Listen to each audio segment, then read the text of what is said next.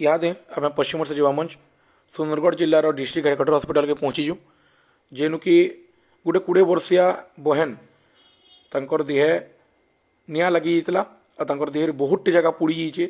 घर हूँ सुंदरगढ़ जिला डुलीगाँ। घर से कपड़ा पाल्टुवार बेले कपड़े निआ लगी और निआ लगिक देह बहुत जगह पुड़ी जाइए। अवस्था बहुत गुरुतर अच्छे आप देखिपे।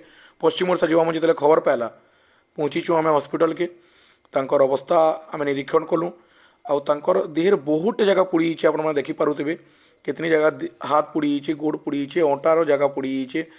से माने किसी कही भी ना पार्बार बहुत जंत्रणा अनुभव कर से आम डॉक्टर को देखा कलु न डॉक्टर कहले कि जितकी भी फैसिलिटी अच्छे सुंदरगढ़ हॉस्पिटल दिया होची किंतु वर्तमान डॉक्टर बुर्ला रेफर कले। पहला बुर्ला रेफर कर सारापर से जगार भी ट्रिटमेंट हो ना पार्ला भल से।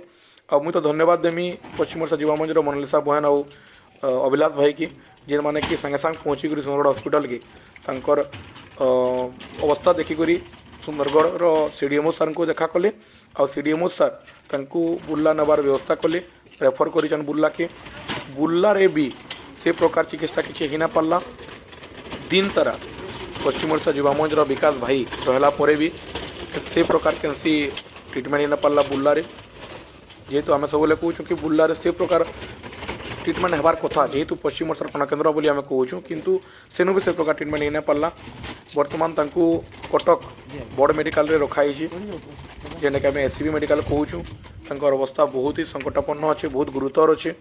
माँ बापा संगे अच्छन गोटे 20 वर्षर झील जी दुनिया नुहे देखते वर्तमान अवस्था बहुत गुरुतर है। मुझे समस्त को अनुरोध करमी जितकी जन भी वीडियो के देखुचन समस्त को हाथे काणे आपण समस्ते साहाय्य करूँ केनता किसमें झील के भल कर पार्मा। माँ समलेई साहू, माँ सुरेश्वरी साहू, माँ पाटनेश्वरी सहायत हो, माँ माणिकेश्वरी सहायत हो। समस्त आशीर्वाद रो, समस्त सहयोग रो। आ पश्चिम ओडिशा युवा मंच सब बेले केनता किसमें केनसी भी लोग असुविधा नहीं रहे केनता किसमें समस्ते भल रहे सब प्रयत्न कर आसीचे और करवा भी आपण साहाय्य आपण आशीर्वाद भिक्षा करी मुई आपण नेहुरा करुचे। जुहार जय माँ समलेई, जय कौशल।